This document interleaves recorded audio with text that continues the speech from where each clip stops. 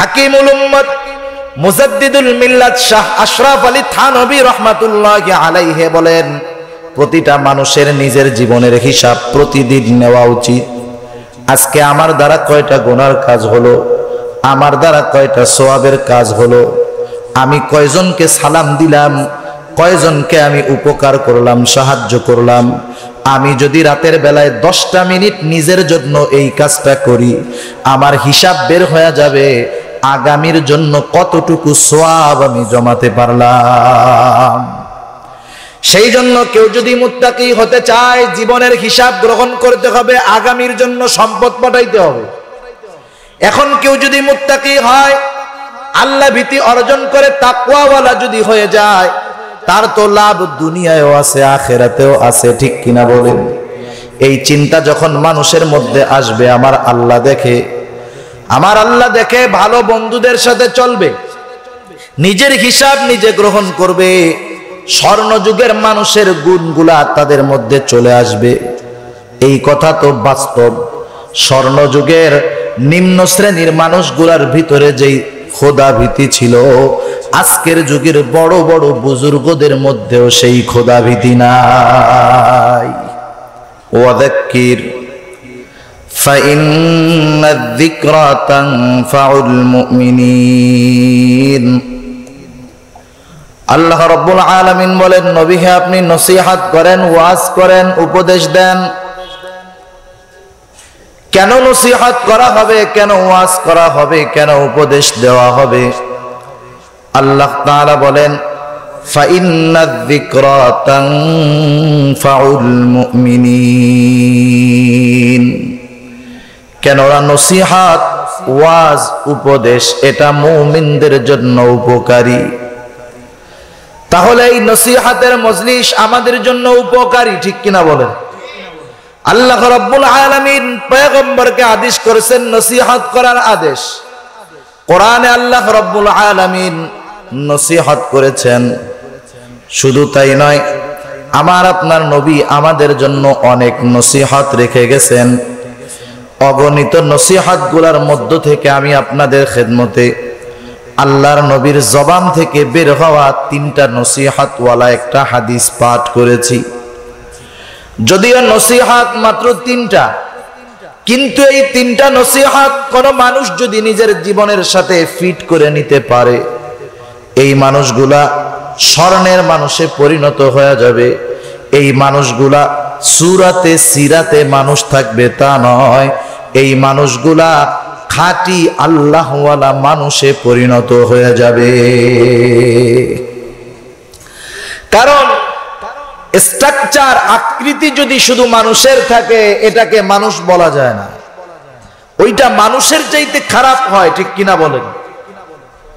আবু জেহেল চেহারা তো সুন্দর ছিল, জ্ঞান গরিমার অভাব ছিল না, কিন্তু তার মধ্যে তো দ্বীন ছিল না, ঈমান ছিল না, যার কারণে সে তো মানুষ তো নয়, চতুষ্পদ জানোয়ারের চাইতেও নিকৃষ্ট, ঠিক কিনা বলেন? আবার দেখুন বেলাল, দেখতে কেমন কালো ছিল, ঠোঁটগুলা মোটা ছিল, কালো ছিল, বেটে ছিল, পা গুলা বড় ছিল। তার মানে একটা মানুষকে দেখার জন্য যত রকমের খারাপ প্রয়োজন সব কিছু হাবশি এই আফ্রিকানদের মধ্যে ছিল, কিন্তু ঈমানের কারণে, আল্লাহর নবীর নসিহত গুলা গ্রহণ করার কারণে কেমন মানুষ হয়ে গেছে। বেলাল অবস্থান করতেছে দুনিয়ায়, আল্লাহর নবী মেরাজে যাইয়া আসমানে জান্নাতের মধ্যে বেলালের পায়ের আওয়াজ পেয়ে যাইতেছে। তাহলে নবীর নসিহত যারা শুনছে, সেই অনুযায়ী চলছে, এরা দুনিয়ার পায়ের আওয়াজ আল্লাহ জান্নাতে পৌঁছায় দিয়েছে। সেই জন্য নবীর নসিহত গুলা আমাদের জন্য অত্যন্ত উপকারী, ঠিক কিনা বলেন? এখন নবী এই হাদিসের মধ্যে কি নসিহত করেছেন? আল্লাহর নবী 1 নম্বরে বলেন, ইত্তাকিল্লাহ হাইসুমা কুনতা। আল্লাহ রাব্বুল আলামিনের নবী বলেন, তোমরা আল্লাহ তাআলাকে ভয় করো সর্ব অবস্থায়, সর্বহালতে, সর্বখানে, সব সময় আল্লাহ তাআলাকে ভয় করার নসিহত নবী আমাদেরকে করতেছেন। কোন মানুষ যদি সর্ব অবস্থায় আল্লাহ তাআলার ভয় অন্তরের ভিতরে আনতে পারে তথা ভয় করে মুত্তাকি হতে পারে, মুত্তাকি যদি হয়ে যায় ওই মানুষটা তখন আল্লাহ রাব্বুল আলামিনের প্রিয় বান্দা হয়ে যায়। সুবহানাল্লাহ বলেন। যেই মানুষটা আল্লাহর প্রিয় বান্দা হয়ে যায় ওই লোকটার দুনিয়া এবং আখিরাত উভয় জাহানের চিন্তা দূর হয়ে যায়। আল্লাহ তাআলা বলেন বালা মান আওফা বিআহদিহি ওয়াত্তাকা ফাইন্নাল্লাহা ইউহিব্বুল মুত্তাকিন। আল্লাহ রাব্বুল আলামিন মুত্তাকিনদের ভালোবাসেন, যারা তাকওয়াওয়ালা হয়। আল্লাহ ভালোবাসলে লাভটা কি ভালোমতো দিল দিয়া বুঝেন। হাদিসে পাকের মধ্যে পয়গম্বর আরবি বর্ণনা করেন যখন কোন ব্যক্তিকে আল্লাহ ভালোবাসে তার লাভটা কি। নবী আমার বলেন আল্লাহ তাআলা যখন কাউকে ভালোবাসে আল্লাহ রাব্বুল আলামিন জিবরাইল আমিনকে ডাক দিয়ে বলে, ও জিবরাইল, দুনিয়ার আব্দুল করিম অথবা আব্দুর রহিম আমি ওই লোকটাকে ভালোবাসি, তুমিও ভালোবাসো। আল্লাহ ভালোবাসে, জিবরাইলকে ভালোবাসতে বলে, জিবরাইলও ভালোবাসা শুরু করে। শুধু তাই নয়, জিবরাইল আসমানের বাসিন্দাদের মধ্যে ঘোষণা করে দেয়, ও আসমানের বাসিন্দারা শুনে নাও, দুনিয়ার ওই আব্দুল করিম ওকে আল্লাহ ভালোবাসে, আমি জিবরাইল ভালোবাসি, তোমরাও ভালোবাসো। আল্লাহর নবী বলেন আল্লাহর ভালোবাসা পায়, জিবরাইলের ভালোবাসা পায়, আসমানের ফেরেশতাদের ভালোবাসা যখন পায় আল্লাহ রাব্বুল আলামিন ওই লোকটার ভালোবাসা এবং গ্রহণযোগ্যতা দুনিয়ার মানুষের মধ্যেও আল্লাহ পয়দা করে দেয়। তাহলে দুনিয়ার ভিতরে মানুষের ভালোবাসা যদি পাইতে হয় চা খাওয়াইলে পাওয়া যাবে, কি বলেন? কত মানুষের চা আমরা খাই, আবার খাইয়া গালিও দেই, আছে না নাই? নির্বাচনের সময়টা যখন আসে, ভোট দিক আর না দিক, চা তো সবাই খায়। চা খাইতে বললে খায় না, মনে মনে কয় যত কাপ চা খাওয়াও না কেন, ভোট কিন্তু তুমি পাওয়া না। দুনিয়ার মানুষের গ্রহণযোগ্যতা অর্জনের জন্য কত মানুষ প্রেসার ক্রিয়েট করে, চাপ দিয়ে নিজেকে সমাজে গ্রহণযোগ্য ব্যক্তি হিসাবে মানুষের সামনে উপস্থাপন করতে চায়। মানুষ হয়তো চাপের ঠেলায়, ক্ষমতার চাপে ভয়ে ওই রকম বড় বড় নেতা বা প্রভাবশালী মানুষকে দেখলে সালাম দেয়, ঠিক কিনা বলেন? সালামটা দেয়, লোকটাকে যখন পাস কইরা পেছনের দিকে যায় মনে মনে বলে এখন তো তুমি পাওয়ারে আছো, পাওয়ার যখন শেষ হবে সুদে আসলে সালাম সবগুলা সাইজ করে উসুল করব। তাহলে দুনিয়ায় মানুষ যেই ভালোবাসা অর্জনের পদ্ধতিগুলো অবলম্বন করে, এই ভালোবাসাগুলা প্রকৃতপক্ষে ভালোবাসা না, ঠিক কিনা বলেন? আবার কত মানুষ মারা যাওয়ার পরে মানুষে মিষ্টি খাওয়ায়, কয় মরছে ভালো হয়েছে বাঁচছি। কিন্তু দুনিয়ার ভিতরে যেই মানুষগুলা আল্লাহর মোহাব্বত লাভ করতে পারছে ওই মানুষগুলা জীবনে আমাদেরকে চা খাওয়ায় নাই, হয়তো অনেক সময় সামনাসামনি তাকে দেখিও নাই, কিন্তু অন্তরের ভিতরে ওই মানুষগুলার জন্য আমাদের এরকম মোহাব্বত। যদি তাদের জন্য জানমালও ব্যয় করতে হয়, মানুষগুলা তাদের মোহাব্বতে জানমাল ব্যয় করা কেউ কুণ্ঠাবোধ করে না। আপনাদের এলাকার কৃতি সন্তান শাইখুল ইসলাম আল্লামা আহমদ শফি দামাত বরকাতুহুমুল আলিয়া, আল্লাহ হযরতকে সুস্থ দীর্ঘ নেক হায়াত দান করুক, সকলে বলেন আমিন। আপনারা কি কেউ আছেন যে হুজুর কোনোদিন চার দোকানে চা খাওয়াইয়া কইছে যে আমার একটু ভালো কইও? আছে নাকি? কোনোদিন চা খাওয়া কাউরে বলা লাগে নাই? অনেক মানুষ দেশের জীবনেও হুজুরকে সামনাসামনি দেখে নাই, কিন্তু মোহাব্বত সর্বদা আছে না নাই? প্রতিটা ইমানদার তাকে ভালোবাসে, শুধু তাই নয়, এইরকম মানুষগুলা দুনিয়ায় থাকতে মানুষের ভালোবাসা তো পায়, দুনিয়া থেকে যাওয়ার পরেও তাদের প্রতি মানুষের ভালোবাসায় কোনো কমতি হয় না। সেই জন্য যেই মানুষগুলা মুত্তাকি হয়ে যায়, দুনিয়ায় তার টাকা পয়সা দিয়া মানুষের গ্রহণযোগ্যতা কিনতে হয় না, দান করে কে? আল্লাহ দান করে। যদি প্রতিটা মানুষ মুত্তাকি হয়, আল্লাহর ওয়াদা প্রতিটা মানুষের ক্ষেত্রে এরকম। এখন এই মুত্তাকি কিভাবে হওয়া যায়? বুজুর্গানে দ্বীন কোরআন সুন্নাহর আলোকে আমাদেরকে কিছু পথ নির্দেশনা দিয়ে দিয়েছেন।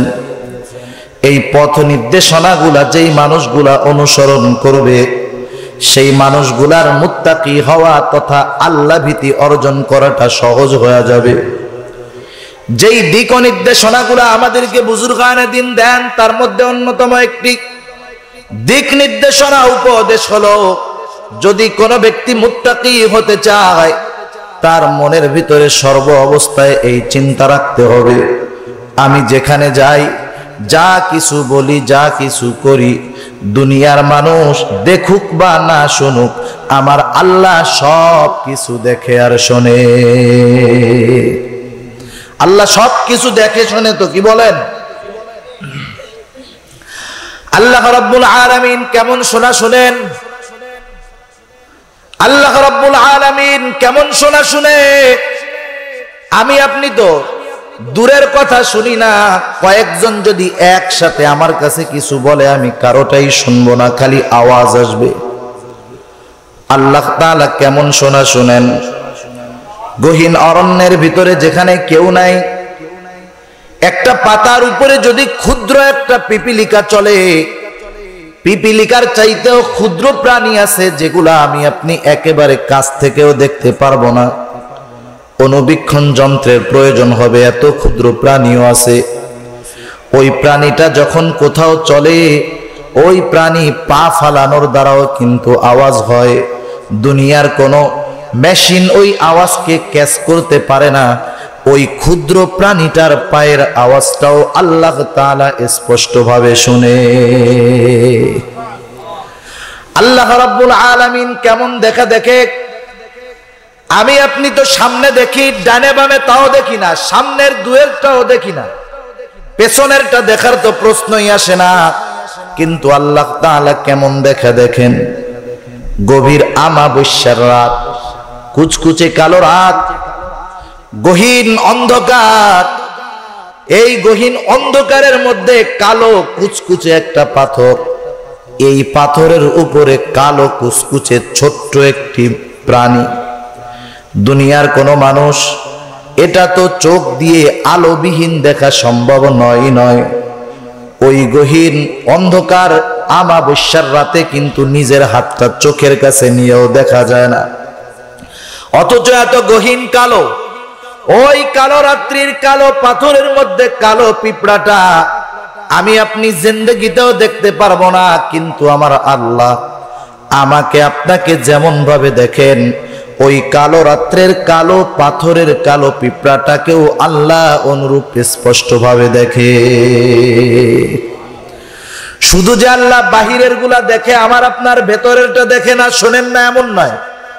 আল্লাহ তাআলা বলেন, নবীকে আপনি বলুন, কুল ইন তুখফু মা ফি সুদুরিকুম আও তুবদুহু ইয়ালামহুল্লাহ। আমি আপনি আমার অন্তরের কোন কথা প্রকাশ করি, কোনটা গোপন করি, আমার পাশে শুয়ে থাকা আমার স্ত্রীও জানে না, জানে কে? আল্লাহ জানে। বলেন তো, এই চিন্তাটা যখন কারো আসবে, তখন তার চরিত্র মানুষের অন্তরালে যেমন হবে, মানুষের সামনেও তেমন হবে, ঠিক কিনা বলেন? আমাদের চরিত্র তো মানুষের অন্তরালে একরকম, মানুষের সামনে আর এক রকম, মাইকের সামনে একরকম, মাইকের পেছনে আর এক রকম, রাতে একরকম, দিনে একরকম, ঠিক কিনা বলেন? কিন্তু যে লোক চিন্তা করবে যে আমার আল্লাহ আমাকে সর্ব অবস্থায় দেখতেছেন, সর্ব অবস্থায় আমার মনের খবর জানতেছেন, সর্ব অবস্থায় আমার কথাগুলো আল্লাহ তাআলা শুনতেছেন, তাহলে এই মানুষটা মুত্তাকি হওয়ার জন্য বড় একটা ধাপ অতিক্রম করে ফেলতে পারবে। 2 নম্বর, বুজুর্গানে দ্বীন বলেন, কেউ যদি মুত্তাকি হতে চায়, আল্লাহ তাআলা সেই সিস্টেমটা বাতায় দিয়া বলেন, ইয়া আইয়ুহাল্লাযীনা আমানুত্তাকুল্লাহ ওয়া কুনু মা'আস সাদিকিন। কোরআনুল কারীমের অন্যতম একটা বৈশিষ্ট্য হলো কোরআন যখন কোনো আদেশ করে, আল্লাহ তাআলা যেই আদেশ করেন সেই আদেশ বাস্তবায়ন করার পদ্ধতিও আল্লাহ তাআলা বলে দেন। শুধু আদেশ করেন এমনটা নয়, এই আদেশটা কিভাবে বাস্তবে রূপদান করা হবে এটাও আল্লাহ তাআলা বলে দেয়। সুবহানাল্লাহ বলেন। কোরআন শুধু আদেশ নিষেধ করে তা নয়, আপনি নিষেধটা কিভাবে বেঁচে থাকবেন, আদেশটা কিভাবে বাস্তবে রূপদান করবেন, আমলে পরিণত করবেন সেটাও আল্লাহ বলে দেয়। এটা কোরআনের অন্যতম একটা বৈশিষ্ট্য। এটা দুই ভাবে হতে পারে। কোন আদেশ আমলে পরিণত হওয়ার পদ্ধতি আল্লাহ তাআলা বলে দেন, এটা কয় ভাবে হতে পারে? দুই ভাবে। জোরে বলেন কয় ভাবে? দুই ভাবে। আপনারা একটু জবাব দিলে ভালো হবে, কারণ আপনারা একটু কথা বললে আমার একটু সুবিধা হবে, আমিও একটু বেশি সতর্ক থাকতে পারবো। আবার এই লাইট দুইটা একবারে চোখের উপরে, তো আপনাদের অনেক মানুষকে ক্লিয়ার দেখা যায় না, সেজন্য লাইট দুইটা যদি দুই সাইডে দেওয়া হয় চোখের উপরে পড়ে না, যেই জন্য লাইট দেওয়া সেই লাইটের ফায়দাও হয়ে যায়। লাইটটা দিয়েছে জানি আমার আপনারা ভালো মতো দেখতে পারেন, আমারও তো আপনাদের দেখার দরকার। সেই জন্য এই দুই কোনায় দিলে আলোটা ঠিক আসে, সামনে ক্লিয়ার থাকে। আপনারাও আমারে দেখলেন মন বইরা, আমিও আপনাদেরকে প্রাণ বইরা দেখলাম, কিন্তু আমি ভালো মতো দেখতে পারতেছি না। আর এলইডি লাইট পাওয়ার বেশি, চোখে লাগে বেশি। তা যাই হোক, আল্লাহ তাআলা কোন আদেশ করেন যখন, এটা বাস্তবায়নের পদ্ধতি বলে দেন। এটা কয় ভাবে হয়? দুই ভাবে। যেমন আল্লাহ তাআলা কোরআনুল কারীমের ভিতরে নামাজের আদেশ করেছেন। আল্লাহ বলেন ওয়াকিমুস সালাহ, নামাজের আদেশ আল্লাহ তাআলা কোরআনুল কারীমের ভিতরে 82 জায়গায় করেছেন। এখন যদি আপনি দুনিয়ার সর্বশ্রেষ্ঠ মুফাসসিরকে ডাক দিয়ে বলেন, হুজুর এই যে আল্লাহ কোরআনুল কারীমের ভিতরে যে বললেন নামাজের কথা 82 জায়গায়, আমরা 5 ওয়াক্ত নামাজ পড়ি, কয় রাকাত পড়ি, কয় সময়ে পড়ি, এই সবগুলা নবীর সুন্নাহ, নবীর হাদিস বাদ দিয়া শুধুমাত্র কোরআন থেকে বের করে দেন যে 5 ওয়াক্ত নামাজ এই এই সময় পড়বা, এই কয় রাকাত পড়বা। বলুন তো, আল্লাহর নবীর জীবনী বাদ দিয়া, হাদিস বাদ দিয়া, সুন্নাহ বাদ দিয়া কিয়ামত পর্যন্ত যদি সে রিসার্চ করতে থাকে, 5 ওয়াক্ত নামাজ আমরা যেই তরিকায় পড়তেছি কোশ্চিন কালেও বের করা সম্ভব হবে না। আল্লাহ তাআলা নামাজের আদেশ করলেন, তাহলে এই বাস্তবায়নের পরিপূর্ণ রূপরেখা আল্লাহ কোরআনে দিলেন না, কোথায় দিলেন? পয়গম্বর আরবি বলেন, আল্লাহ তাআলা তো নামাজের আদেশ করলেন, কিভাবে নামাজ পড়বা? নবী আমার বলেন, সল্লু কামা রাআইতুমুনি উসাল্লি। এই 82 বার আদেশের বাস্তবায়ন যদি করতে হয়, তাহলে আমাকে আপনাকে নামাজ শিখতে হবে, আল্লাহ তাআলার এই আদেশের বাস্তবায়ন করতে হবে আল্লাহর রাসূলের দিকে নজর দিয়া। ঠিক কিনা বলেন? ইসলামের অন্যতম বিধান নামাজ, এটা যদি আমলে আনতে হয়, এটা আনতে হবে নবীর জীবনী থেকে। আল্লাহ তাআলা আদেশ করলেন হজের আদেশ। যদি কারো নির্ধারিত মাল হয়, হজ ফরজ হওয়ার পরিমাণ হজ করতে হবে, এটা ইসলামের অন্যতম একটা ভিত্তি। এখন যদি কোনো মানুষ চিন্তা করেন নবীকে বাদ দিয়া শুধুমাত্র কোরআন থেকে হজের আনুষ্ঠান দিয়ে আমি সম্পন্ন করব, কিয়ামত পর্যন্ত শুধু কোরআন রিসার্চ করবে, হজ করতে পারবে না। নবী যেইভাবে করছে, আল্লাহ হজের আদেশ করেছেন, কিভাবে এটাকে আমলে পরিণত করা হবে আল্লাহর নবী আমাদেরকে ডাক দিয়ে শিখায় দেন। নবী বলেন, খুযু আন্নী মানাসিকাকুম, আমার থেকে তোমরা হজ শিখে নাও, কিভাবে হজ করবা। এই জন্য 1 নম্বরে বুঝতে পারলাম, আল্লাহ তাআলার কোন আদেশ যদি বাস্তবায়ন করতে হয় 2 পদ্ধতিতে পাওয়া যাবে। একটা হলো এই আদেশের আমল রাসূলের জীবনীর মধ্যে পাওয়া যাবে। ঠিক কিনা বলুন? সেই জন্য আমার আপনার নবী হলেন শারিয়া, শরীয়ত প্রণেতা।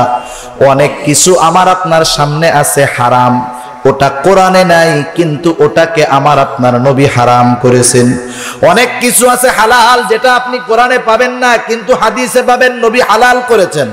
এই জন্য নবী হলেন শরীয়ত প্রণেতা। এইবার আসুন দ্বিতীয় অবস্থা, আল্লাহ তাআলা যখন কোনো আদেশ করেন, আদেশের বাস্তবায়ন হয়তো নবীর জীবনের মধ্যে থাকবে, না হলে সরাসরি কোরআনের মধ্যে থাকবে। আল্লাহ তাআলা মুত্তাকি হওয়ার এই পদ্ধতিটা সরাসরি কোরআনে জানায়া দিয়া বলেন, হে ঈমানদারেরা, তোমরা যদি মুত্তাকি হতে চাও তোমাদের জন্য কি করণীয় শুনে নাও। কুনু মা'আস সাদিকিন। আল্লাহ আদেশ করলেন, হে ঈমানদারেরা, আল্লাহ তাআলাকে ভয় করো। কিভাবে করবা? ভয় করবা, মুত্তাকি হবা, তাকওয়া অর্জন করবা। কিভাবে করবা? একটা পদ্ধতি হলো কুনু মা'আস সাদিকিন, সত্যবাদীদের সঙ্গী হয়ে যাও। আল্লাহ রাব্বুল আলামিন এইখানে কুনু মা'আস সাদিক এক বচন ব্যবহার করেন নাই। সাদিকিন এই শব্দটা হলো বহু বচন। সাদিক এক বচন, সাদিকিন বহু বচন। তার মানে কোন ব্যক্তি যদি মুত্তাকি হতে চায় শুধুমাত্র একজন ভালো বন্ধুর দ্বারা সম্ভব নয়, গোটা জীবনে সর্বহালতে তার ভালো সঙ্গী তথা ভালো বন্ধুদের সাথে তার কাটাতে হবে। প্রতিটা মানুষের জীবনের বিভিন্ন ক্ষেত্র থাকে। একটা মানুষ পরিবারের আত্মীয় স্বজনের মধ্যে থাকে, বন্ধুদের সাথে থাকে, স্কুলে থাকে, কলেজে থাকে, ভার্সিটিতে থাকে, চাকুরি ক্ষেত্রে থাকে, ব্যবসার লাইনে থাকে। ঠিক কিনা বলেন? মানুষটা যেই জায়গায় যখনই অবস্থান করবে তখনই সে ভালো মানুষদের সঙ্গী হবে। তখন কি হবে? ভালো মানুষের সাথে থাকার কারণে তার ভিতরে যদি ত্রুটি বিচ্যুতি থাকে এটা দূর হয়ে যাবে, তার জন্য ভালো হওয়াটা সহজ হয়ে যাবে। এই জন্যই তো শায়ের বলেন, সোহবতে সালেহ তোরা সালেহ কুনাত, সোহবতে তালেহ তোরা তালেহ কুনাত। ভালো মানুষের সাথে থাকলে কি হয়? বাংলা কথায় বলে সৎসঙ্গ স্বর্গবাস, অসৎসঙ্গ সর্বনাশ। অনেক খারাপ মানুষ তো ভালো মানুষের সাথে থাকার কারণে ভালো হয়ে যায়। ঠিক কিনা বলেন? আবার অনেক ভালো মানুষ সর্বক্ষেত্রে খারাপ মানুষের সাথে থাকার কারণে খারাপ হয়ে যায়। বাংলাদেশের সবচাইতে মেধাবী যেই ছেলেগুলা এরা পড়াশোনা করে বুয়েটে। বাংলাদেশের সবচাইতে মেধাবী ছাত্র যারা, বুয়েটে চান্স পাইতে হইলে সর্বোচ্চ মানের মেধাবী হতে হয়। আজকে তো আমাদের সামনে সে নজির সামনে চলে আসছে যে খারাপ বন্ধুদের সাথে থাকলে মানুষের চরিত্র কোথায় চলে যেতে পারে। বুয়েটে যে ছেলেগুলা ভর্তি হয় ইন্টার পাস করার পর, আপনি যদি এই প্রতিটা ছেলের ব্যাকগ্রাউন্ড খোঁজ নেন দেখবেন ওই ছেলেটা ইন্টারে গোল্ডেন এ প্লাস, ম্যাট্রিকে গোল্ডেন এ প্লাস, জেডিসি তে গোল্ডেন এ প্লাস, পিএসসি তে গোল্ডেন এ প্লাস। চরিত্র ভালো, ভালো স্টুডেন্ট। কিন্তু যখন বুয়েটে ভর্তি হয়ে গেল, এই মেধাবী সুচরিত্র সম্পন্ন সন্তানগুলা যখন বুয়েটে ভর্তি হয়ে খারাপ বন্ধুদের সাথে মিশে চরিত্রটাকে নষ্ট করে ফেললো, চরিত্র এতটা অবনতি হয়ে গেল একটা মানুষকে মেরে ফেলতেও তাদের দ্বিধাবোধ হলো না। চরিত্র কোথায় চলে গেছে? মানুষ মার্ডার করতে তাদের কোনো কিছু বিবেকে সামান্য বাধা দেয় না। সৎসঙ্গ অসৎসঙ্গ মানুষকে এত খারাপ বানায় ফেলে, আবার সৎসঙ্গ কত খারাপ মানুষকে ভালো বানায় দেয়। দুনিয়ায় তো অহরহ নজির আছে। দাওয়াতে তাবলীগের মেহনতের ভিতরে আপনি আমি যদি খোঁজ নেই দেখতে পারবো জীবনের বড় একটা সময় অন্যায় অপরাধ করে কেটে গেছে। হয়তো জীবনের কোনো একটা কারণে হঠাৎ করে নিয়ত করে ফেলছে 3 চিল্লায় চলে যাবে, আল্লাহর রাস্তায় 3 চিল্লা থাকছে, ভালো মানুষদের সাথে থাকছে, থাকতে থাকতে একটা সময় তার অবস্থা এমন হয়ে গেছে 3 চিল্লা দিয়ে এলাকায় ফিরে আসার পরে আজকে তার চরিত্র এমন হয়ে গেছে অনেক আলেমের চাইতেও তার চরিত্রের ভিতরে ভালো গুণ বেশি দেখা যায়। টের পাওয়া যায় না যে 6 মাস আগের সন্ত্রাসী আজকে বড় মুফতি সাহেব, নাকি সেই 6 মাস আগের সন্ত্রাসী টের পাওয়া যায় না। এটা হইছে ভালো মানুষের সাথে অনেক সময় অতিবাহিত করার কারণে, ঠিক কিনা বলুন? সেই জন্য খারাপ মানুষের মধ্যেও ভালো গুণ আসে যদি সে ভালো মানুষের সাথে থাকে। একটা লোহা আপনি চুম্বকের সাথে লাগায় রাখবেন, লোহার তো আকর্ষণ করার ক্ষমতা নাই, চুম্বক তো লোহাকে আকর্ষণ করতে পারে। 2-4-10 দিন, 2-4-6 মাস একটা লোহা যদি চুম্বকের সংস্পর্শে থাকে, একটা সময় যদি ওই চুম্বক থেকে লোহাটাকে খুলে নেওয়া হয়, দেখা যাবে চুম্বকের সাথে থাকতে থাকতে চুম্বকের গুণটা গ্রহণ কইরা এখন ওই লোহাটাও অন্য আরেকটা লোহাকে আকর্ষণ করার যোগ্যতা অর্জন করেছে। লোহা সেও চুম্বকের সাথে থাইকা ভালো গুণ গ্রহণ করে নিছে, আকর্ষণ শক্তি অর্জন করে নিছে। এই জন্য আল্লাহ তাআলা তো কোরআনে বলেন, যদি মুত্তাকি হতে চাও ভালো মানুষদের সঙ্গে থাকো, সঙ্গী হয়ে যাও। 3 নাম্বার, যদি মুত্তাকি হতে চাও জীবনের হিসাব নিকাশ গ্রহণ করো।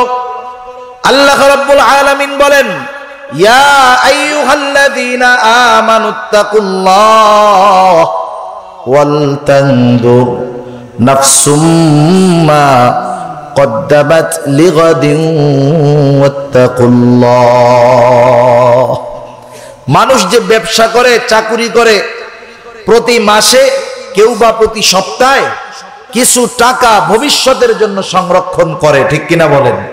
কি চিন্তা করে, আমি যখন চাকুরি শেষ করব, যখন আমার চাকুরি করার মতো শারীরিক সুস্থতা থাকবে না, যখন আমি ব্যবসায় সময় দিতে পারবো না, শারীরিক দুর্বলতা চলে আসবে, সেই সময় জানি আমি অর্থনৈতিক উপকারগুলো আমার জমানো টাকা থেকে নিতে পারি, এই জন্য টাকাগুলা ভবিষ্যতের জন্য সঞ্চয় করা হয়, ঠিক কিনা বলেন? আর আল্লাহ বলে, বান্দা তুমি নিজের দিকে খেয়াল করো, দেখো আগামীর জন্য কি জমাইতেছো।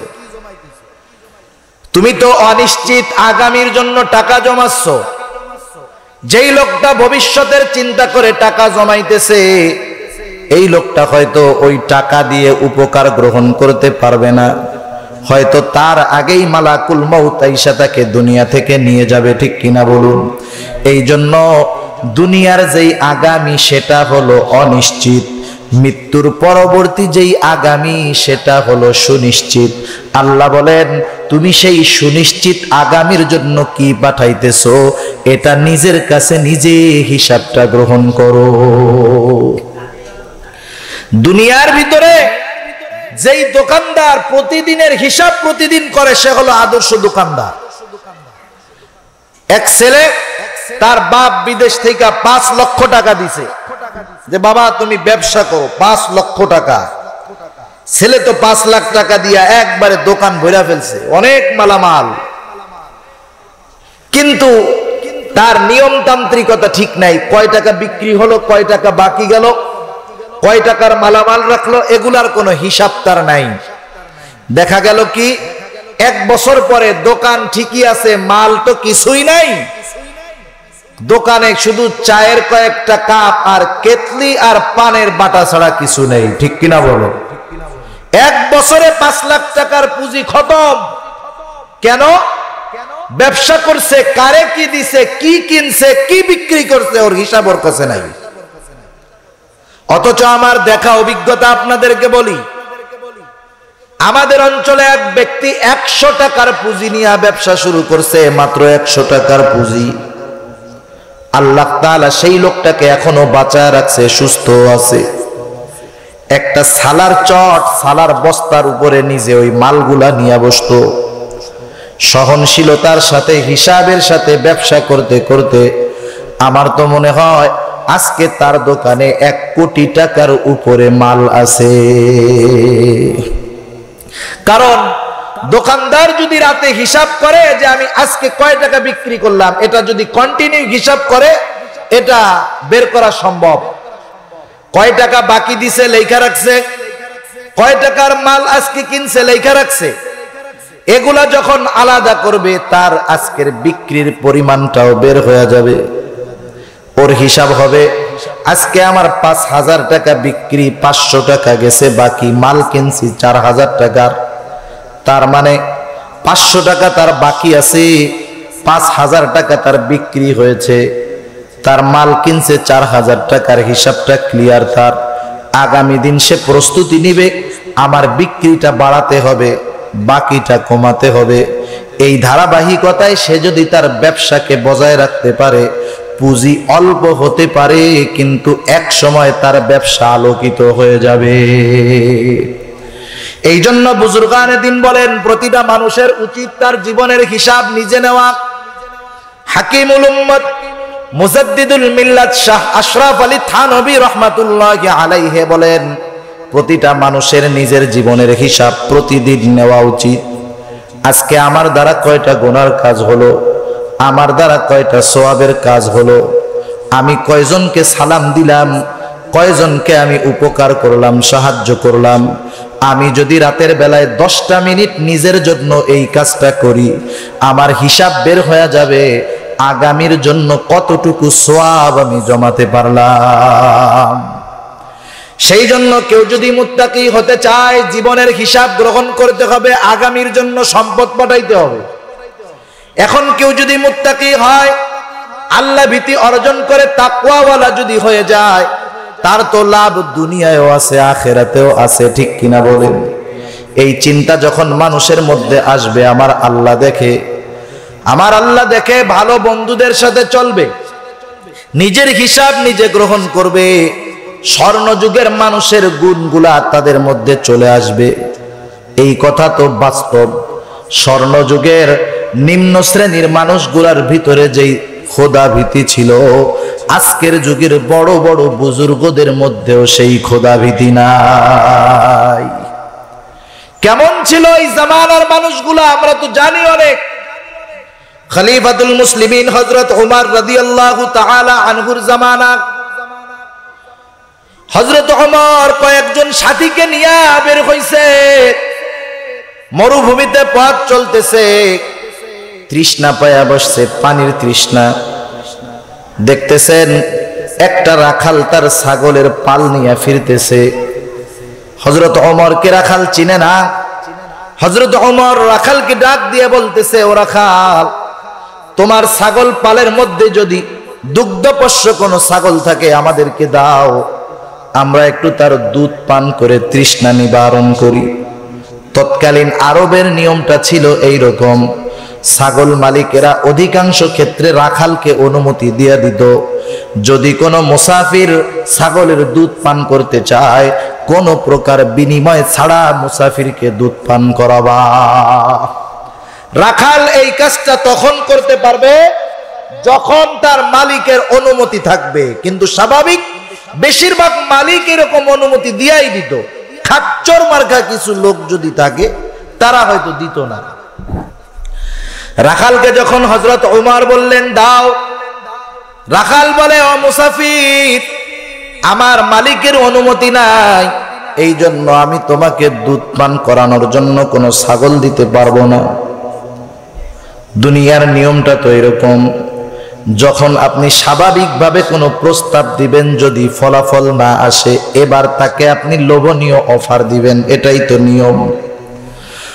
হযরত ওমর রাদিয়াল্লাহু তাআলা আন রাখালকে পরীক্ষা করার জন্য এবার বলতেছে, ও রাখাল, তুমি আমাদেরকে একটা দুগ্ধপোষ্য ছাগল দিয়া দাও, আমরা ওই ছাগলটা দিয়া, ওর দুধ দিয়া তৃষ্ণা নিবারণ করব, আর জবাই দিয়ে খাইয়া ক্ষুধা নিবারণ করব। বিনিময়ে আমরা তোমাকে কিছু দেরহাম দিয়া দেই, কিছু সম্পদ দিয়া দেই। এইবার রাখালটা অবাক হয়ে গেছে, হতবাক হয়ে গেছে, আওয়াজ করে বলতেছে, ইয়া হাদা ফাইনাল্লাহ, ইয়া হাদা ফাইনাল্লাহ, এমন আদেশ তুমি করতেছো, হায় রে আগন্তুক, আল্লাহ কোথায়, আল্লাহ কোথায়? তুমি এমন কথা বলতেছো, এটা কি আল্লাহ দেখতেছে না? হয়তো আমার মালিক জানবেও না, দেখবেও না, কিন্তু আমার আল্লাহকে তো ফাঁকি দেওয়া সম্ভব হবে না। হযরত ওমর রাদিয়াল্লাহু তাআলা আনহু বলেন, এই রাখালের মতো মানুষ যতদিন দুনিয়ায় থাকবে, ইসলাম ততদিন সুপ্রতিষ্ঠিত থাকবে। আজকে তো দুনিয়ার মধ্যে ওই রাখালের মতো মানুষ নাই, এই জন্যই আমরা নির্যাতিত, ঠিক কিনা বলেন? রাখালের মতো মানুষ যদি আজকের সমাজের মানুষগুলা হয়ে যাইতো, দুনিয়ার ভিতরে ইসলামকে অপমান করার সাহস কোনো কুলাঙ্গার পেত না। আমাদের আচরণের কারণে, আমাদের আখলাকের কারণে, আমাদের দুর্বলতার কারণে আজকে মানুষ ইসলামের উপরে আঙ্গুল তোলার সাহস পায়, ঠিক কিনা বলেন? এটা আমাদের দুর্বলতা। আমরাই আমাদের নবীর আদর্শকে ধরতে পারি নাই, কিন্তু কাফের মুশরিকেরা আমাদের আদর্শগুলোকে গ্রহণ করে দুনিয়াব্যাপী শ্রেষ্ঠত্বের ঝান্ডা উড়ায় বেড়াইতেছে, আর দুনিয়াব্যাপী আমরা মায়ের খাইতেছি। স্বর্ণযুগের নারীরাও তো এরকম ছিল। কেমন ছিল নারীগুলা? হযরত ওমর রাদিয়াল্লাহু তাআলা রাতের বেলায় মাঝে মধ্যে সফরে বের হইতেন প্রজাদের অবস্থা আমল সবকিছু পর্যবেক্ষণ করার জন্য। একদিন মদিনার শেষ প্রান্তে হযরত ওমর রাদিয়াল্লাহু তাআলা আনহু চলে গেছেন, ফিরে আসবেন সুবহে সাদিক নিকটবর্তী হয়ে গেছে। এলাকার ভিতরে যখন ঢুকলেন, দেখলেন একটা কুড়ে ঘরের মধ্যে আলোর আভা পাওয়া যায়। হযরত ওমর রাদিয়াল্লাহু তাআলা আনহু কুড়ে ঘরের পাশে গিয়া দাঁড়াইলেন। মানুষের উপস্থিতি টের পাওয়া যায়, কি বলতেছে শোনার জন্য। এই অনুমতি তো শাসকের জন্য আছে। শাসক যদি চায় কারো অনুমতি ব্যতীত মানুষের বেড়ার পাশে দাঁড়াইয়া ঘরের মানুষের কথা শুনতে পারবে, এটা শাসকের জন্য বৈধ। শাসক যদি প্রশাসনের কাউকে অনুমতি দেয়, গোয়েন্দা বাহিনীকে যদি অনুমতি দেয়, তারা শাসকের আদেশ পালনার্থে মানুষের দরজার পাশে বেড়ার পাশে কান লাগাইয়া ভিতরের কথা শুনতে পারবে। সাধারণ কোনো মানুষের জন্য এমনটা করার অনুমতি নাই, বরং এমনটা করা হারাম, কবিরা গুনাহ। আমাদের অভ্যাস কি? আমাদের গ্রাম অঞ্চলে আছে আর কি, রাস্তার পাশে বাড়ি, স্বামী স্ত্রী কথা বলতেছে, রাতে তো অল্প আওয়াজও অনেক দূরে যায়, ঠিক কিনা বলেন? বাজার থেকে ফিরতেছে কিছু ভদ্র বেশি শয়তান আস্তে ওই ঘরের পাশে দাঁড়াইয়া কান লাগায় শুনে কি কি বলে। আগামী দিন সকালবেলায় চা খায়, আর মানুষের মধ্যে ওই স্বামী স্ত্রীর যেই কথাগুলা হইছে এগুলা প্রকাশ করে বেড়ায়। এরকম বেয়াদব আছে না নাই? ডাবল ডাবল কবিরা গুনাহ হয়। শুধু যে যা শুনছে তাই বলে এমনটা নয়, বরং আরো কিছু মজা মাখাইয়া মানুষের সামনে প্রেজেন্ট করে, যাতে মানুষও একটু মজা পায়, ঠিক কিনা বলেন? সেই জন্য আল্লাহ তাআলা কোরআনুল কারীমের ভিতরে সামাজিকতার শিক্ষা দিয়ে বলেন, ওয়ালা তাজাসসু, তোমরা গুপ্তচর বৃত্তি কইরো না, তোমরা মানুষের কথাগুলো এরকম কান লাগায় শুনো না, গোয়েন্দাগিরি করো না। আল্লাহর নবীও এটা নিষেধ করে দিয়েছেন।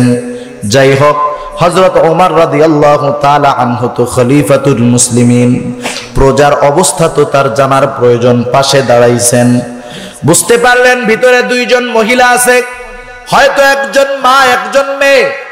এইবার মা মেয়েকে ডাক দিয়ে বলতেছে, ওহে মেয়ে উঠে যাও, সকাল তো হয়ে গেল, ছাগলের দুধ দহন করো, এমনিই তো সংসারে অভাব, এই দুধ বিক্রি করে চলতে হবে। এক কাজ কইরো, দুধ যেহেতু ছাগল এখন কম দেয়, তুমি এই দুধের সাথে পারলে একটু পানিও মিশায়া দিও।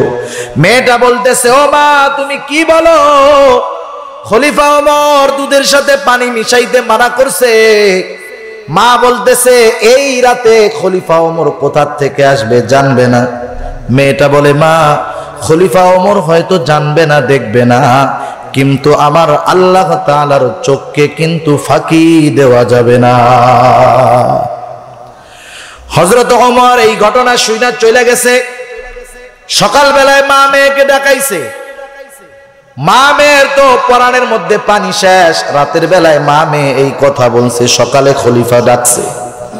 হয়তো কোনো না কোনো পদ্ধতিতে খলিফার কানে আমাদের কথোপকথনের কথাগুলা চলে গেছে, ভয় পেয়ে গেছে। কিন্তু হযরত ওমরের ওই মেয়ের খোদা ভীতি এতটা পছন্দনীয় হয়েছে, হযরত ওমর রাদিয়াল্লাহু তাআলা আনহু ওই গোয়ালিনী দুধওয়ালির মেয়েকে নিজের পুত্রবধূ হিসাবে নিজের ঘরে স্থান দিয়েছে। মেয়ে কোথায়? গোয়ালিনীর মেয়ে সারা দুনিয়ার স্থলভাগের 3 ভাগের 2 ভাগের শাসকের ঘরের স্ত্রী হয়ে চলে আসছে। সুবহানাল্লাহ। তাকওয়ার কারণে, আল্লাহ ভীতির কারণে, ঠিক কিনা বলেন? সেই জন্য যেই মেয়ে তাকওয়াওয়ালা সে দামি হয়ে যায়। তাকওয়াওয়ালা যদি হওয়া যায় দুনিয়ার লাভ তো আছে, আখিরাতের লাভও আছে। দুনিয়ার লাভটা কি? দুনিয়ার ভিতরে প্রতিটা মানুষই কোনো না কোনো সমস্যায় জর্জরিত আছে, ঠিক কিনা বলেন? এমন মানুষ পাওয়া খুবই দুষ্কর যার কোনো সমস্যা নেই। কেউ আছে রাজনৈতিক প্রবলেমে, কেউ আছে সামাজিক সমস্যায়, কেউ আছে মানসিক সমস্যায়, কেউ আছে শারীরিক সমস্যায়, কেউ আছে ব্যবসা নিয়ে সমস্যায়, কেউ আছে জমি জমা নিয়ে সমস্যায়, ঠিক কিনা বলেন? আমার আল্লাহ বলেন কোন সমস্যার সমাধান আমি আল্লাহ ছাড়া দিতে পারবে না। আল্লাহ তাআলা এই সমস্যার সমাধান দিয়ে দিবেন। আল্লাহ বলেন যদি সমাধান চাও, বিপদ আপদ থেকে বের হওয়ার রাস্তা চাও, কি করবা? আল্লাহ বলেন ওয়ামাই ইয়াত্তাকিল্লাহা ইয়াজআল লাহু মাখরাজা। আল্লাহ রাব্বুল আলামিন বলেন যে আল্লাহকে ভয় করে, মাইয়াত্তাকিল্লাহ ইয়াজআল লাহু মাখরাজা, আল্লাহ রাব্বুল আলামিন তার জন্য পথ বাতায়া দেয়। বিপদে পড়ছে, কোন পথে গেলে এই বিপদ থেকে উদ্ধার পেয়ে যাবে, এই রাস্তা মুত্তাকি বান্দার জন্য আল্লাহ তাআলা খুলে দেয়। শুধু তাই নয়, আল্লাহ বলেন ওয়ায়ারযুকুহু মিন হাইতু লা ইয়াহতাসিব। আল্লাহ রাব্বুল আলামিন তার জন্য উত্তম রিজিকের ব্যবস্থা করে দেয় এমন জায়গা থেকে যেটা মানুষ কল্পনাও করতে পারে না। রিজিকের ব্যবস্থা আল্লাহ তাআলা তার জন্য করে দেয়। আর আল্লাহ যেই রিজিকের ব্যবস্থা করে দেয়, মানুষ সেটার উৎস জানুক আর না জানুক, আল্লাহ প্রদত্ত রিজিকটা যে অতি উত্তম এ ব্যাপারে কোনো সন্দেহ নাই। তৎকালীন সময়ে মিশরের আল আজহার বিশ্ববিদ্যালয়ে আজকে যে অবস্থা, এক সময় কিন্তু এরকম ছিল না। ছিল নাকি? আজকে কত বড় বড় বিল্ডিং, ওই সময় ছিল না।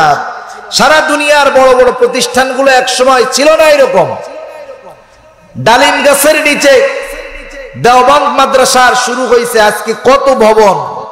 হাটহাজারী মাদ্রাসা আজকে কত বড়, এক সময় এরকম ছিল না। মেখল মাদ্রাসা কত বড় ছিল না এক সময়। পটিয়া মাদ্রাসা কত বড় ছিল না। জিরি মাদ্রাসা কত বড়, একটা সময় এরকম ছিল না। মিশর আল আজহার বিশ্ববিদ্যালয় এক সময় এরকম ছিল না। সিস্টেম ছিল কি? ওই দেশে বড় বড় আলেম ছিলেন, বিভিন্ন দেশ থেকে মানুষ আইসা ওনাদের কাছে ইলম শিক্ষা করতে। থাকারও জায়গা নাই, খাওয়ারও ব্যবস্থা নাই। ইরাকে একটা ছেলে, এই ছেলের বাবা মারা গেছে, আত্মীয় স্বজন শুধু মা আছে, আর কেউ নাই।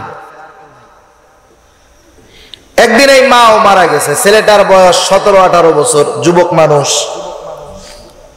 সম্পদ আছে কিছু।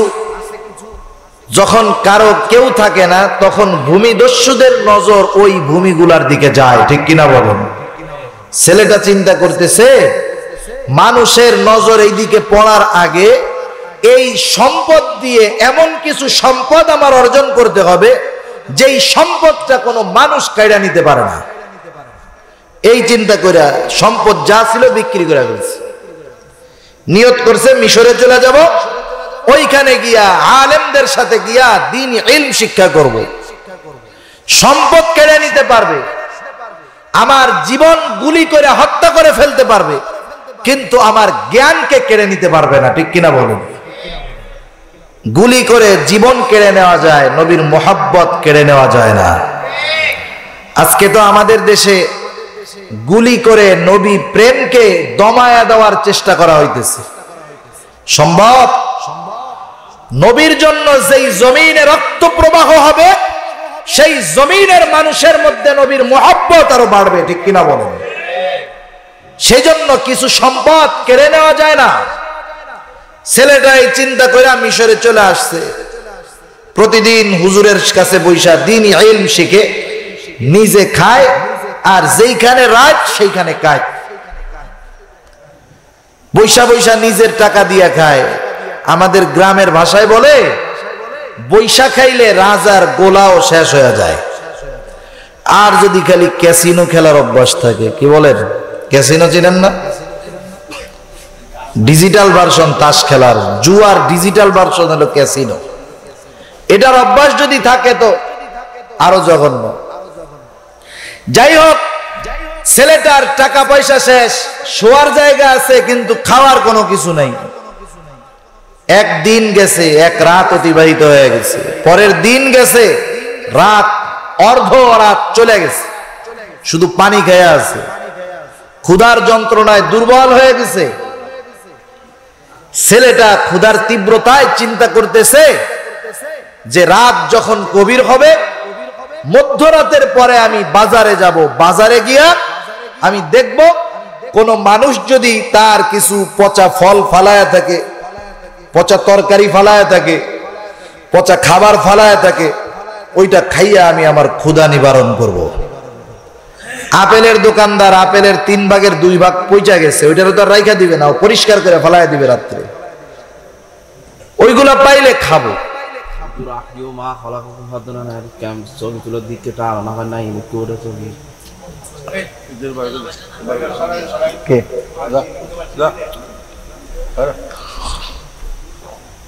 যাই হোক, সে এই চিন্তা করে রাতের বেলায় বাজারে গেছে। যা কি দেখে, যা দেখতেছে যে বাজারও পরিষ্কার, কিছু খাবার নাই, পুরা পরিষ্কার বাজার। আমরা তো স্বাভাবিক এক বেলা 2 বেলা না খাইলে অবস্থা খারাপ হয়ে যায়, ঠিক কিনা বলেন? গ্রাম অঞ্চলের কত কৃষক সকাল বেলায় খাইয়া জমিতে গেছে কাজ করার জন্য, দুপুর বেলায় স্ত্রীর একটু রান্না করতে দেরি হইছে, ক্ষুধার যন্ত্রণায় মেজাজ খারাপ, রান্না করতে কেন দেরি হইল, এই রাগে বউর 14 গোষ্ঠী ধরে তালাক দিয়ে দেয়, আছে না নাই? এতটুকু সময় ক্ষুধা সহ্য হয় না। যুবকটা 2 দিন 2 রাত শেষ হয়ে যাইতেছে, খাবার নাই পেটে, শুধু পানি। খাবার যখন পায় নাই, হতাশা বেড়ে গেছে, মনের অজান্তে শহরের শেষ প্রান্তে একটা গলির মধ্যে ঢুকে গেছে। গলির ভিতরে ঢুইকা ছেলেটা দেখে সামনে একটা বাড়ি দেখা যায়, আলো জ্বলতেছে। সম্ভবত ঘটনাটা সুয়ারুম মিন হায়াতিত তাবিঈন নামের একটা কিতাব আছে, সম্ভবত এই কিতাবের মধ্যে আসছে। ছেলেটা এবার ওই আলোকময় বাড়ির কাছে গিয়া দেখে যেই ঘরটার মধ্যে আলো জ্বলতেছে সেটা হলো রান্নাঘর, দরজাটাও খোলা। রান্নাঘরে আলো জ্বলতেছে, হয়তো বাড়ির মালিক মনের ভুলে রান্নাঘরের বাতি নিভায় নাই, দরজাটা আটকায় নাই।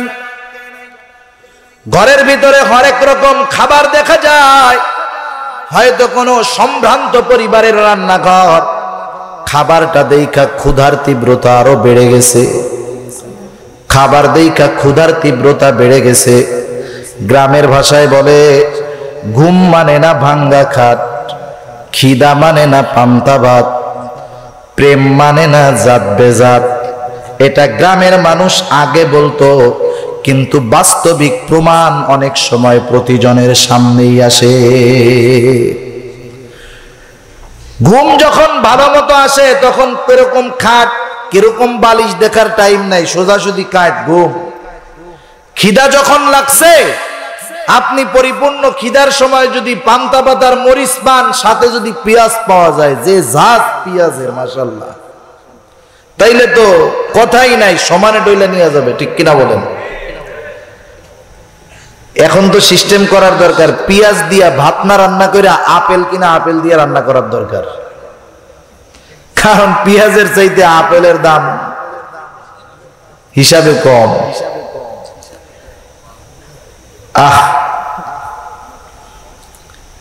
যারা সম্পদ আটকায়া রাখে, বাজারের ভিতরে শূন্যতা, কৃত্রিম শূন্যতা সৃষ্টি করার জন্য, এদের উপরে আল্লাহ তাআলার লানত। যেই ব্যবসায়ীরা এগুলো করতেছে, এরা ক্ষতিগ্রস্ত হবে। কিয়ামতের ময়দানে আল্লাহর সামনে জবাবদিহিতা করতে হবে। তা যাই হোক, প্রেম মানে না জাত বেজাত কেন বলে? আপনি সম্ভ্রান্ত বংশের একটা ছেলে, আপনার ছেলেও তো সম্ভ্রান্ত বংশের, ঢাকা শহর গিয়া নিম্ন বর্ণের নিম্ন শ্রেণীর একটা মানুষের সাথে, মেয়ের সাথে সম্পর্ক করে বিবাহ করে নিয়ে আসছে। আপনার সুখের ঘরে আগুন জ্বালানোর জন্য ওইরকম একটা মহিলাই যথেষ্ট, ঠিক কিনা বলেন? এই জন্য বিবাহর ক্ষেত্রে এই বংশ এগুলা দেখার কথা রাসূলুল্লাহ সাল্লাল্লাহু আলাইহি ওয়াসাল্লামও বলছেন। তোমরা দেখবা কোন বংশের, কিন্তু দিনদারিকে প্রাধান্য দিতেই হবে, দিনদারি থাকতেই হবে। তা যাই হোক, ছেলেটা তো খাবার দেখে খিদা বেশি লাগছে, ভিতরে চলে গেছে ঘরের মধ্যে, খাবারের কাছে হাত নিয়ে গেছে, খাবার ধরবে। ইতিমধ্যে ওস্তাদের একটা নসিহত ওই ছেলেটার মনে পড়ে গেছে। ওস্তাদ দর্সের ভিতরে একদিন বলছে, বাবারা, সর্ব অবস্থায় তোমরা মনের ভিতরে আল্লাহর ভয় রাখবা, কোন সময় হারাম জিনিস খাবা না, কারো জিনিস না বলে, কারো অন্তরালে কারো খাদ্য না বলে তখনও গ্রহণ করবা না। যদি করো তোমার মধ্যে কিন্তু ইলমের নূর প্রবেশ করবে না,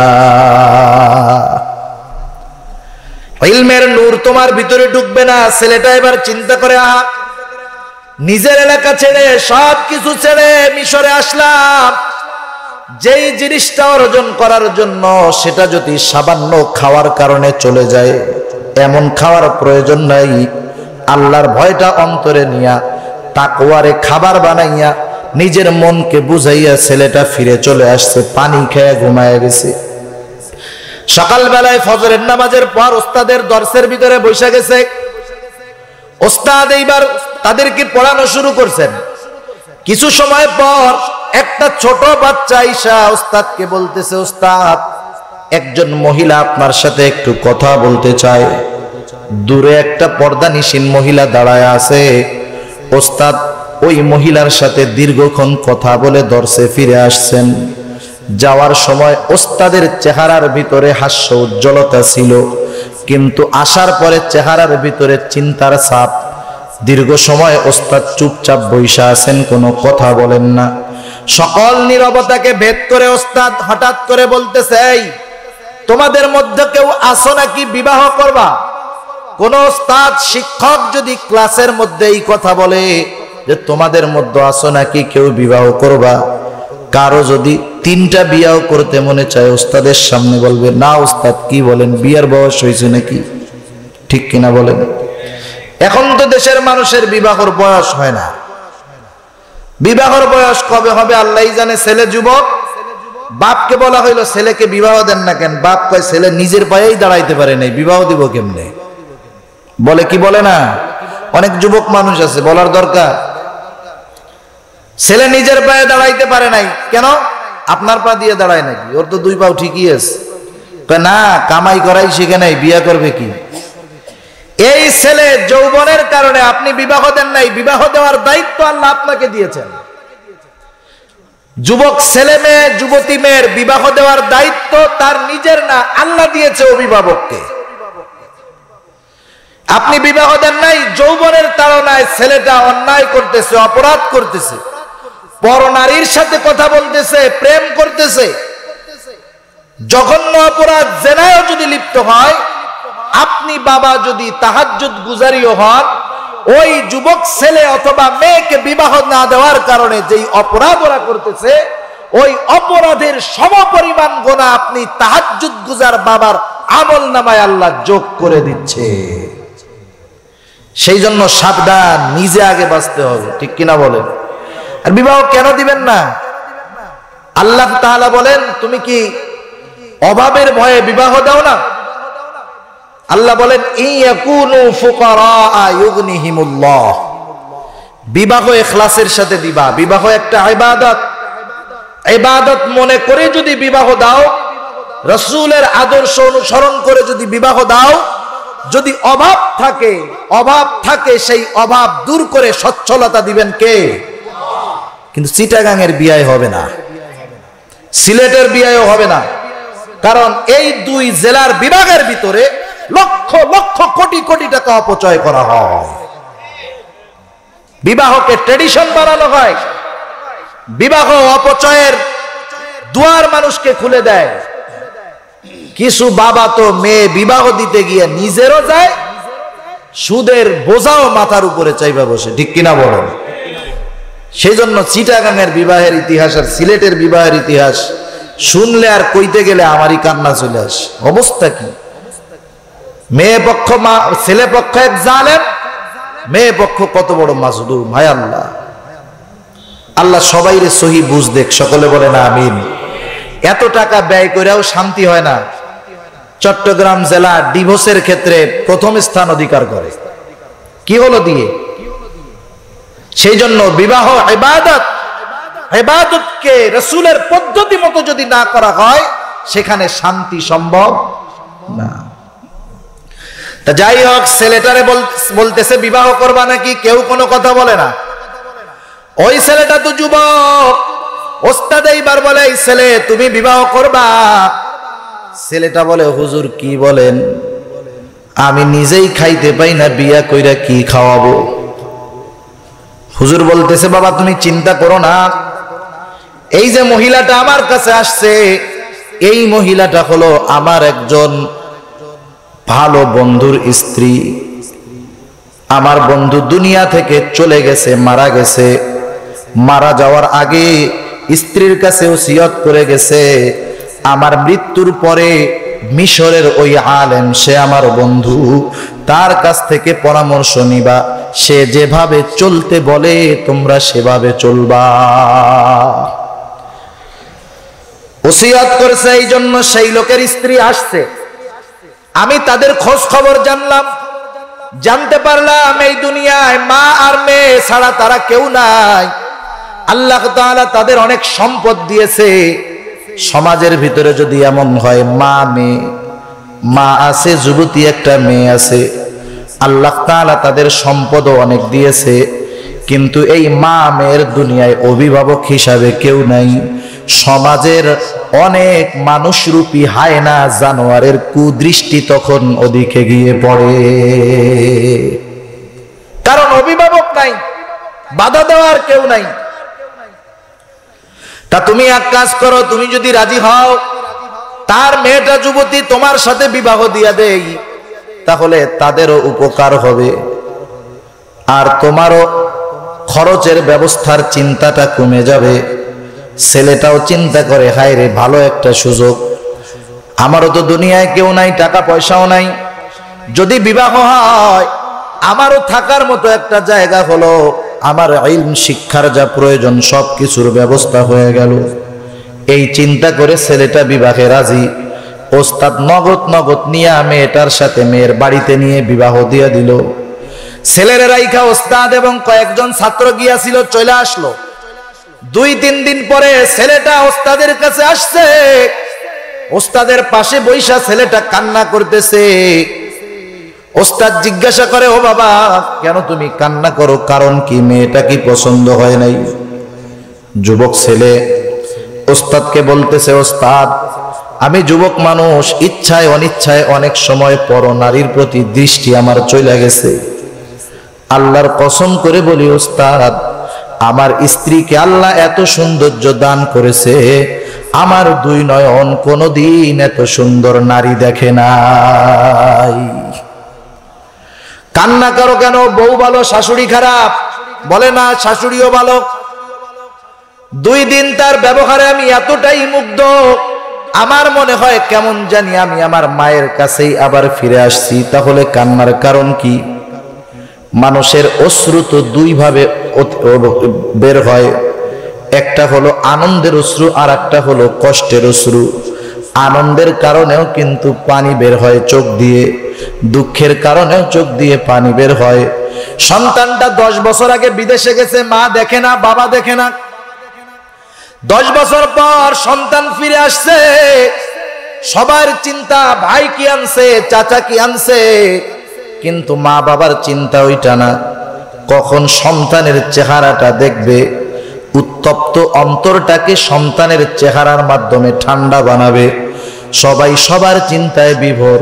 সন্তান যখন মায়ের সামনে আসে, মা সন্তানটাকে বুকের সাথে মিলাইয়া আনন্দের অশ্রু অতিবাহিত করে। আনন্দের অশ্রু তার চোখ দিয়ে বহমান হয়ে যায়, এটা আনন্দের কারণে হয়। ছেলেটা বলে, ওস্তাদ এই আনন্দ অশ্রু আমার, এটা দুঃখের নয়। আমি তো আমার অবস্থা আপনাকে খুলে বলি নাই। ওস্তাদ এই মেয়েটার সাথে বিবাহের আগের 2 দিন 2 রাত আমি অনাহারে ছিলাম, না খেয়েছিলাম, শুধু পানি খেয়েছিলাম। সর্বশেষ রাত্রে আমি মিশরের বাজারে গিয়া ক্ষুধার যন্ত্রণায় পচা খাবার খুঁজতেছিলাম, পাই নাই। মনের ভুলে মনের অজান্তে আমি একটা সরু গলি দিয়া ঢুইকা একটা বাড়ির সামনে গেলাম। রান্নাঘর পাইলাম, সম্ভ্রান্ত পরিবারের রান্নাঘর, হরেক রকমের সুস্বাদু খাবার। খাবারের সামনে গিয়াও আপনার একটা নসিহত আমার মনে পড়ে গেছে। আপনি তো নসিহত করেছিলেন, ইত্তাকিল্লাহ, সর্ব অবস্থায় আল্লাহর ভয় অন্তরের মধ্যে রাখবা, কোনো হারাম খাবার খাবা না, কারো খাবার না বইলা খাবা না, তাহলে ইলমের নূর তোমার মধ্যে ঢুকবে না। ওস্তাদ খাবার যখন সামনে, আমার তো ওই নসিহতটা মনে পড়ে গেছে। ক্ষুধার যন্ত্রণাকে বাদ দিয়ে আপনার নসিহতটাকে প্রাধান্য দিয়ে খাতে খাবার নিয়েও না খায়া ফিরে চলে আসছি। কিন্তু আল্লাহ তাআলার কুদরত কেমন, রাতের বেলায় যেই বাড়ির খাবারটা আমি না খায়া ফিরে আসলাম, সকাল বেলায় আল্লাহ তাআলা ওই বাড়ির মেয়ের জামাই আল্লাহ আমাকে বানায়া দিছে। যেই খাবার চুরি করে খাইতে গেছিল হিসাবে এখন জামাই বলে সাইদা খাওয়াবে, ঠিক কিনা বলেন? তাহলে রিজিকের ব্যবস্থা আল্লাহর ভয় যদি অন্তরের মধ্যে থাকে, কোথার থেকে আসবে মানুষ চিন্তাও করতে পারবে না। এই জন্য আল্লাহর ভয় যদি থাকে, দুনিয়ার সমস্যাও দূর হয়ে যাবে, রিজিকের চিন্তাও দূর হয়ে যাবে। শুধু তাই নয়, দুনিয়ার তো ব্যবস্থা হয়েই গেল, আখিরাতে আল্লাহ রাব্বুল আলামিন স্পেশাল ভাবে জান্নাতের মধ্যে তাদের জায়গা বরাদ্দ রাখবে। অভিবাদন দিতে দিতে জান্নাতে ঢুকানো হবে। আজকে তো বড় বড় নেতারা আসলে আমরা মিছিল দেই, আরে বাবা কি মিছিল! জান্নাতের মধ্যে মুত্তাকি বান্দাদেরকে ফেরেশতারা মিছিল দিয়া জান্নাতের মধ্যে ঢুকায়া দিবে। সুবহানাল্লাহ বলেন। আল্লাহ বলেন, ওয়াসিকাল্লাযীনা ইত্তাকাও রাব্বাহুম ইলাল জান্নাতি যুমারা হাত্তা ইযা জাউহা ওয়া ফুতিহাত আবওয়াবুহা ওয়া ক্বালা লাহুম খাযানাতুহা সালামুন আলাইকুম তিবতুম ফাদখুলুহা খালিদিন। ফেরেশতারা মিছিল দিবে, বলবে তোমরা তো দুনিয়ায় ভালো মানুষ ছিলা, তাড়াতাড়ি জান্নাতে ঢুকে যাও। মুত্তাকি বান্দাদেরকে এরকম স্লোগান দিয়া দিয়া তাদের উপরে শান্তি বর্ষিত হোক, এই স্লোগান দিয়া দিয়া জান্নাতের মধ্যে ঢুকানো হবে। সুবহানাল্লাহ। শুধু তাই নয়, আল্লাহ বলেন জান্নাতের মধ্যে আসন তো থাকবে। কেমন জায়গায় মুত্তাকিরা থাকবে? আল্লাহ বলেন, ইন্নাল মুত্তাকিনা ফি জান্নাতিন ওয়া নাহার ফি মাকআদি সিদকিন ইনদা মালিকিন মুকতাদির। নহরওয়ালা জান্নাত তো তারা পাবেই, শুধু তাই নয়, তাদের রবের নিকটে নিকটে তাদের জন্য সম্মানজনক আসনের ব্যবস্থা করা হবে। রবের নিকটে নিকটে থাকবে। কিছু কিছু মুত্তাকি বান্দা তো এমন থাকবে, জান্নাতের সবচাইতে দামি নেয়ামত হলো আল্লাহর দর্শন। কেউ মাসে একবার আল্লাহরে দেখবে, কেউ সপ্তাহে একদিন দেখবে, কেউ দিনে একদিন দেখবে। আর খাঁটি মুত্তাকি বান্দারা যখন খুশি তখন আল্লাহকে দেখবে। সুবহানাল্লাহ। তাহলে কেউ যদি তাকওয়াওয়ালা হয়, দুনিয়া আখিরাতে চিন্তা আছে। এই জন্য পয়গম্বর আমাদেরকে নসিহত করতেছেন, ওয়াজ করতেছেন, ইত্তাকিল্লাহা হাইসুমা কুনতা, সর্ব অবস্থায় তোমরা আল্লাহ তাআলাকে ভয় করো। আল্লাহর নবী দ্বিতীয় নসিহত করে বলেন, ওয়া আতবি'is সাইয়্যাতাল হাসানাতা তামহুহা। আল্লাহর নবী এই কথাটা এরকম বলেন যে তোমাদের দ্বারা যখন কোনো খারাপ কাজ হয়ে যায়, সাথে সাথে তোমরা ভালো কাজ করো। কারণ কি?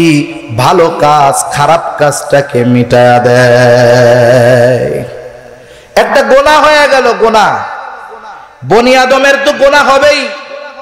তিরমিজির মধ্যে আসছে, যদি বনি আদম গুনাহ না করতো, গুনাহ করার ক্ষমতা না থাকতো, গুনাহ নাই করতো, আল্লাহ এমন জাতি সৃষ্টি করতেন যাদেরকে দিয়ে আল্লাহ গুনাহ করাইতেন। তারা মাপ চাইতো, আল্লাহ আবার মাফ করে দিতেন। সুবহানাল্লাহ। তার মানে কি আমাদের দ্বারা গুনাহ হবে এটা স্বাভাবিক, কিন্তু আবার আল্লাহর কাছে মাপ চাইতে হবে। যখন কোনো অন্যায় হয়ে যাবে, গুনাহ হয়ে যাবে, সে সাথে সাথে তাওবা করবে। তাওবা যদি করে কি হবে? তাওবা করার সাথে সাথে ওই যে গুনাহটা হইছে ওই গুনাহটারে ফ্রুট কালি মেরে দেওয়া হবে, ফ্রুট কালি। মনে করেন এই জায়গায় একটা শব্দ ভুল হইছে, এই জায়গায় একটা শব্দ ভুল হইছে, ভুলটা আপনি গোপন করবেন কিভাবে? ছিঁড়া তো ফেলানোর দরকার নাই, কাপড়ে দাগ পড়ছে, রাগ হয়ে ছিঁড়া ফেলাবেন নাকি? আপনি এই জায়গায় ফ্রুট কালি লাগায়া দিলেন, আমি যখন সামনে ধরবো ওই দূর থেকে বুঝতে পারবে যে এই জায়গায় ভুল হয়েছে, এই জন্য হুজুরে সাদা কালি মেরে দিয়েছে, ঠিক কিনা বলেন? আমি চিন্তা করলাম যে এই কাজটা কোন জায়গায় করছে, কাজটা যেই অফসেটে করছে ওরে যাই বললাম যে ভাই আমার তো একটা ভুল হয়ে গেছে, তুমি এই শব্দের আলোকে এই লিফলেটের মধ্যে যেই কালার যেই সাইজ আছে সেই সাইজওয়ালা অতটুকু একটা নাম আমারে লেখা দাও, যতটুকু ভুল হয়েছে। ওর কাছ থেকে সুন্দর মতো সাইজ করে আই না, আমি এইবার এইখানে হুবহু আঠা দিয়া ওই সাদার উপরে লাগায়া দিলাম। 3-4 হাত দূর থেকে টের পাওয়া যাবে না আগে ভুল ছিল কি না, ঠিক কিনা বলেন?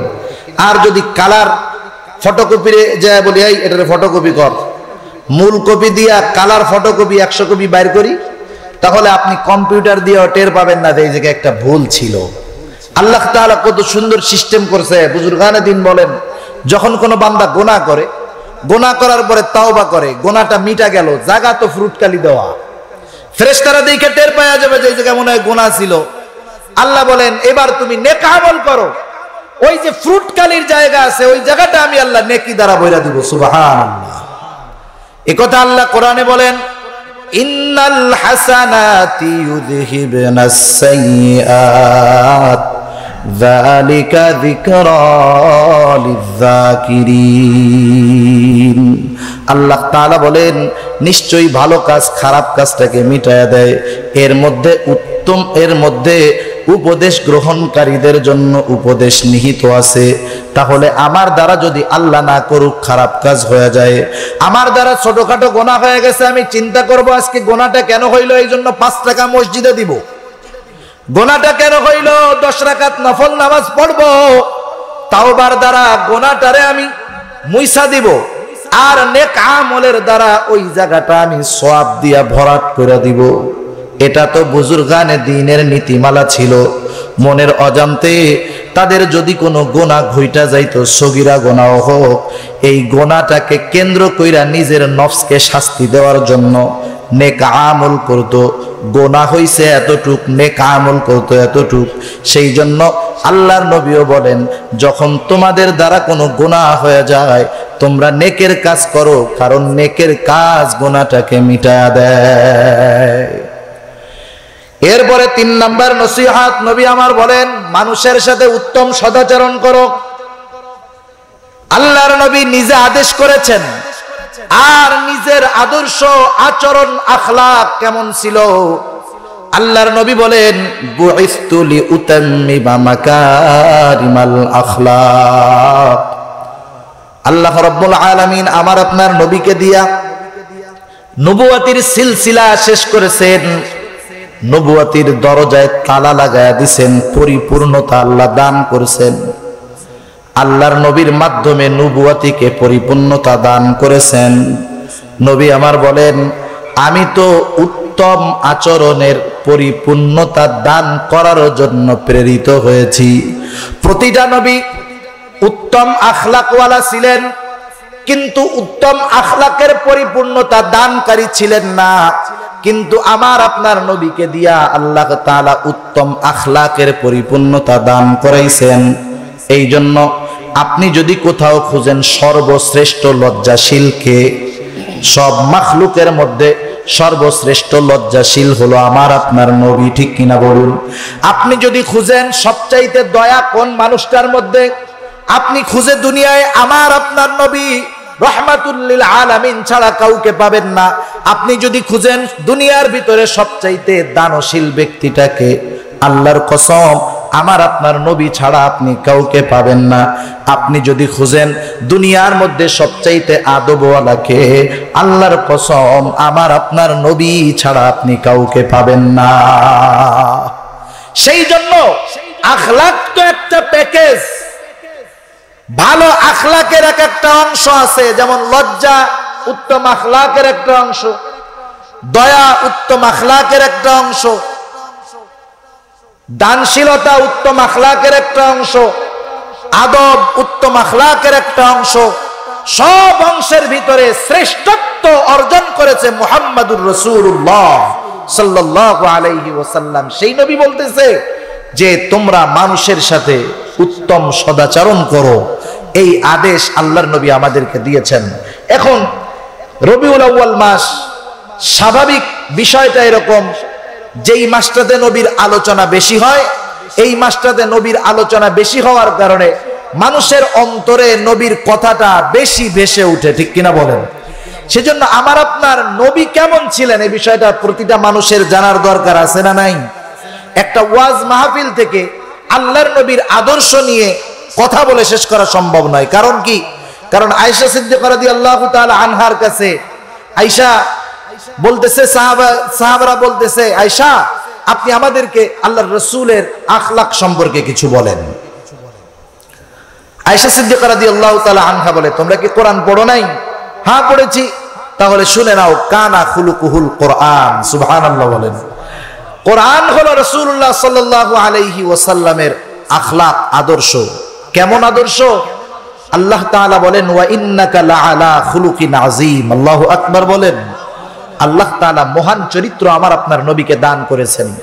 এখন যদি নবীর আখলাক চরিত্র সম্পর্কে জানতে হয়, পৃথিবীতে দুইটা গ্রন্থ আছে, দুইটা বিষয় আছে যার পরিপূর্ণতা কোনো মানুষ দিতে পারে নাই, তার পরিপূর্ণতা দেওয়া সম্ভব নয়। যেমন কোরআনুল কারীমের তাফসীর, হাজার হাজার মুফাসসির তাফসীর করছেন, কেউ 80 ভলিউমে কোরআনের তাফসীর লিখছেন, এরপরেও উনি বলছেন এটা কোরআনের জন্য যথেষ্ট নয়। আবার 3 খণ্ডের তাফসীর আছে, 1 খণ্ডের আছে। আপনি যদি 1 খণ্ডেরটা পড়েন আপনার কাছে মনে হবে যে হ্যাঁ অনেক লিখছে, 80 খণ্ডেরটা যদি পড়েন মনে হবে যে আরো লিখলে ভালো হতো। তার মানে কোরআনুল কারীমের ব্যাখ্যা, আল্লাহর কথা, এর বিশ্লেষণ দুনিয়ার কেউ শেষ করতে পারবে না। প্রত্যেকেই বলবে এটা কোরআনুল কারীমের সংক্ষিপ্ত তাফসীর। নবীর সিরাত জীবনীটাও এরকম। আল্লাহর নবীর সিরাত 15-20 খণ্ডের আছে, জীবনী 5 খণ্ডের আছে, 3 খণ্ডের আছে, এতটুকু মোটাও আছে সিরাতে খাতামুল আম্বিয়া। আপনি ছোটটাও যদি পড়েন আল্লাহর নবী সম্পর্কে একটা ধারণা আপনার মধ্যে চলে আসবে।